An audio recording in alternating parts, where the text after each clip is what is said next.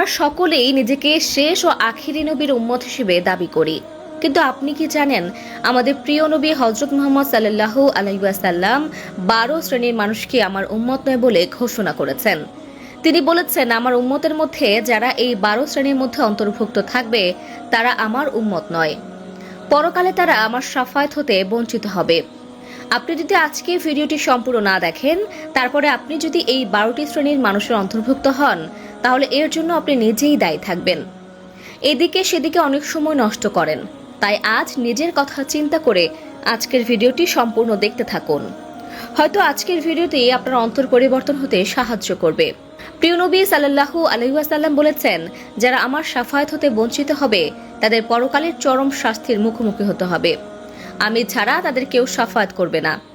পরকালে একমাত্র প্রিয় নবী ছাড়া আমাদের আর কেউ সাহায্য করতে পারবে না। তাই আমাদের জানা উচিত এই 12 শ্রেণীর মানুষ কারা। আর তাই তিনি তার উম্মতের উদ্দেশ্যে বলে দিয়েছেন, তোমরা যদি আমার উম্মত হিসেবে আল্লাহর কাজ করায় দাঁড়াতে চাও, তাহলে এই 12টি কাজ থেকে নিজেকে বিরত রাখো, কারণ আমিও আমার আল্লাহ এই 12 শ্রেণীর মানুষকে প্রচন্ড ঘৃণা করি। প্রিয় দর্শক, আমরা জীবনে নিজের অজান্তে অনেক ভুল করে থাকি, হয়তো বুঝে নয়তো না বুঝে। হয়তো আপনি আমি এই 12 শ্রেণীর মানুষের মধ্যে একজন হতে পারি। তাই চলুন আমাদের জীবন ধারণের সাথে মিল রেখে জানার চেষ্টা করি আমাদের ভেতর এমন জঘন্য লক্ষণ আছে কিনা। কারা সেই 12 শ্রেণীর মানুষ, চলুন জেনে নেই হাদিসের মাধ্যমে। 1. যে প্রিয় নবীর সুন্নতের প্রতি বিমুখ, তবে সে ব্যক্তি সুন্নতের উপর আমল করতে পারে না, তবে নিজেকে একজন অপরাধী মনে করে এবং মনে মনে লজ্জিত থাকে, এমন ব্যক্তির কথা হাদিসে বলা হয়নি। 2. যে বড়দের সম্মান করে না। প্রিয় নবী ইরশাদ করেছেন, যে বড়দের সম্মান করে না ও ছোটদের স্নেহ করে না সে আমার উম্মত নয়। 3. যে ব্যক্তি বিভিন্ন মাধ্যমে ভাগ্যের ভালো মন্দ যাচাই করে, অর্থাৎ যে ব্যক্তি ভাগ্য গণনার জন্য কোনো গণকের কাছে আসলো এবং গণক যা বলল তা বিশ্বাস করলো, সে আমার উম্মত নয়। 4. যে ব্যক্তি অমুসলিমদের সঙ্গে সাদৃশ্য রাখে। 5. যে নারী পুরুষের সঙ্গে এবং যে পুরুষ নারীর সঙ্গে সাদৃশ্য অবলম্বন করে। 6.